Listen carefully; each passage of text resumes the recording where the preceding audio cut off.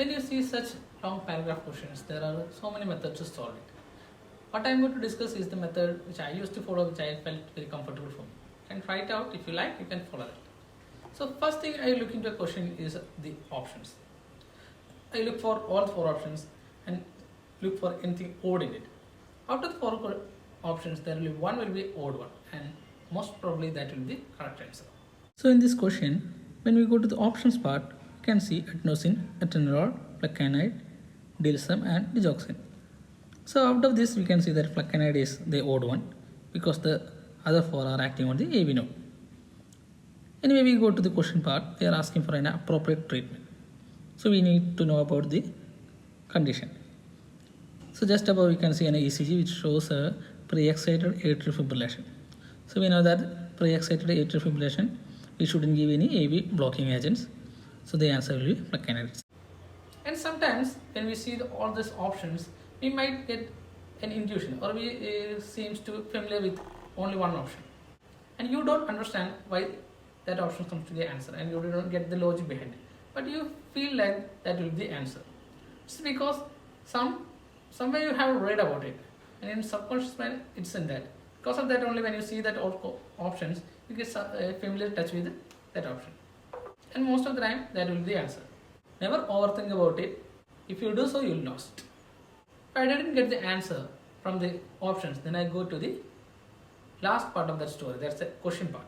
Then we get what they are asking, and we can correlate that question with the options given, and then we will get the answer.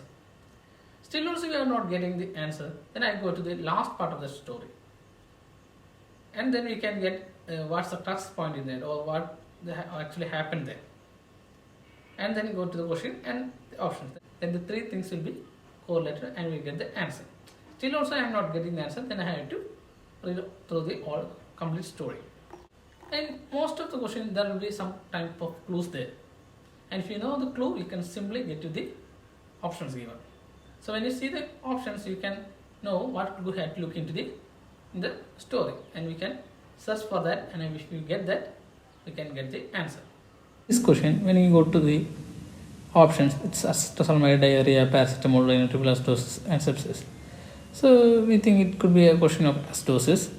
So out of these options, we know that paracetamol is the odd one because it causes high anemia metabolic acidosis.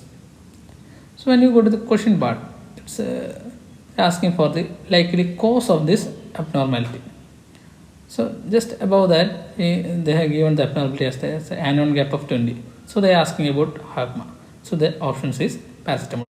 To get that clue, you have to be familiar with the question. So if you are having a question banks of about 4,000 questions, and you have done all through that, and you take about 10 to 15 days to finish it, and you again go through that, and likewise you do it for 3 times, then you will be very much familiar with all these questions, and you will get in the knack of cracking that, and also you get what all the clues will be for such kind of questions, and you can know where to look for all these clues also.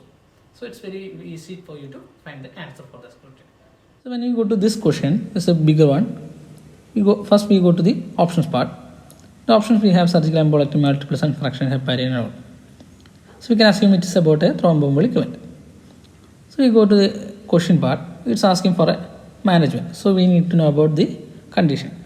So we go to the previous line, which says about an echocardiogram showing an elevated right ventricular filling pressure. So we can know that they are saying about pulmonary embolism. For the next step in management, we need to know whether the patient is hemodynamically stable or not. So when we see in the BP, it's low. So patient is unstable. So the next step is to thrombolyze. So the answer will be alteplase.